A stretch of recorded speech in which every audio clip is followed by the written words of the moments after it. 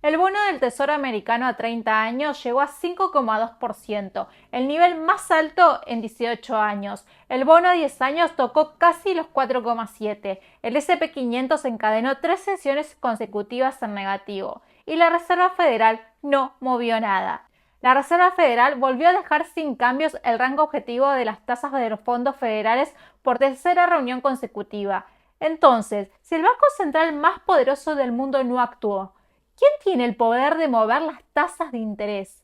En este video vas a entender 4 variables que explican exactamente eso. El mecanismo de bonos de mercado, qué lo disparó esta vez, qué lo está alimentando estructuralmente y cómo se transmite al resto de los mercados globales. Quédate hasta el final porque la cuarta variable conecta todo lo que analizamos en esta serie. Para entender por qué esto importa, vamos a los números. El rendimiento del bono del Tesoro a 30 años cerró en 5,2% según los datos oficiales de la Reserva Federal, el nivel más alto desde 2007, antes de la crisis financiera global. El bono a 10 años llegó a 4,67%, el máximo de los últimos 16 meses. El IPC Headline de abril, el que mide todos los precios que paga el consumidor, llegó a 3,8 interanual según el Bureau de Labor Statistics. Y la reunión del FOMC del 29 de abril terminó con las tasas sin cambio, pero mostrando una disidencia inusualmente alta dentro del comité. Para entender por qué todo esto está pasando junto, primero hay que entender cómo funciona realmente el mercado de bonos. Así que vamos a la primera variable. Variable 1, el mecanismo. ¿Qué mueve el rendimiento de un bono cuando la Fed no actúa? La Reserva Federal controla una sola tasa, la tasa de fondos federales, el precio al que los bancos se prestan dinero entre sí de un día para el otro. Ahí termina su control directo. Los rendimientos de largo plazo, el bono a 10 años, el bono a 30 años, los fija el mercado. Y el rendimiento de un bono de largo plazo tiene dos componentes.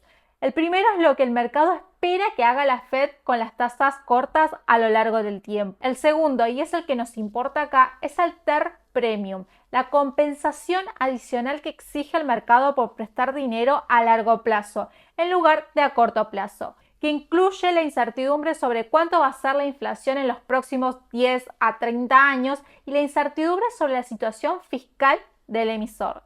Cuando el TER premio sube, el rendimiento del bono de largo plazo sube aunque la Fed no haya votado nada. Eso es exactamente lo que pasó. No fue la Fed. Fue el mercado repreciando cuánto riesgo implica prestarle dinero al Tesoro americano a 30 años. Y para entender por qué lo hizo ahora, hay dos razones simultáneas que se reforzaron mutuamente que las vemos en las variables 2 y 3. Variable 2. El shock de Irán como disparador. El estrecho de Hormuz es el canal por donde pasa alrededor del 20% del comercio global de petróleo. Desde finales de febrero de 2026, el conflicto entre Estados Unidos, Israel e Irán lo dejó restringido al tráfico normal. La Agencia Internacional de Energía advirtió que representa una de las mayores amenazas recientes para el suministro global de petróleo. El día antes de que empezara la guerra, el galón de gasolina en Estados Unidos costaba alrededor de 2,98. Hoy está en 4,5. El IPC Headline llegó a 3,8% interanual. ¿Por qué eso mueve los bonos? Porque cuando los inversores ven un shock de inflación sin fecha de cierre clara y la resolución del conflicto con Irán sigue sin concretarse, ajustan sus expectativas hacia arriba. Y cuando la incertidumbre inflacionaria sube, el TER Premium sube con ella. El shock de Irán es el disparador inmediato. Pero hay algo que estaba acumulándose por debajo mucho antes de que empezara la guerra. Variable 3. La deuda fiscal americana como combustible estructural. El 4 de julio de 2025, el gobierno firmó el One Big Beautiful Bill Act. Según el score oficial de Congressional Budget Office, la ley añade 3,4 billones de dólares al déficit en el periodo de 2025-2034, incluyendo el servicio de la deuda, los intereses que genera ese déficit adicional. El impacto acumulado llegaría a 4,1 billones. Si las provisiones temporales de la ley se hacen permanentes, el costo total sube a 5 billones y la deuda pública llegaría al 129% del PIB en 2034, según el propio CBO. El déficit del año fiscal del 2026 ya está en 1,9 billones de dólares, equivalente al 5,8% del PIB, el doble del promedio de los últimos 50 años. Para financiar ese déficit, el Tesoro tiene que emitir más bonos. Más oferta de bonos en el mercado significa que para colocarlos todos tenés que ofrecer mayor rendimiento. Es oferta y demanda aplicada a deuda soberana y eso presiona los rendimientos de largo plazo hacia arriba de forma estructural, independientemente de lo que haga la Fed. Ese proceso tiene un hito que marca el punto de inflexión en cómo lo leyeron los mercados. En mayo de 2025, Moody's Ratings bajó la calificación crediticia de Estados Unidos de AAA a AA. Standard & Poor's ya había bajado en agosto de 2011. Fitch en agosto de 2023. Moody's era la última de las tres grandes agencias en mantener la AAA para la deuda soberana americana.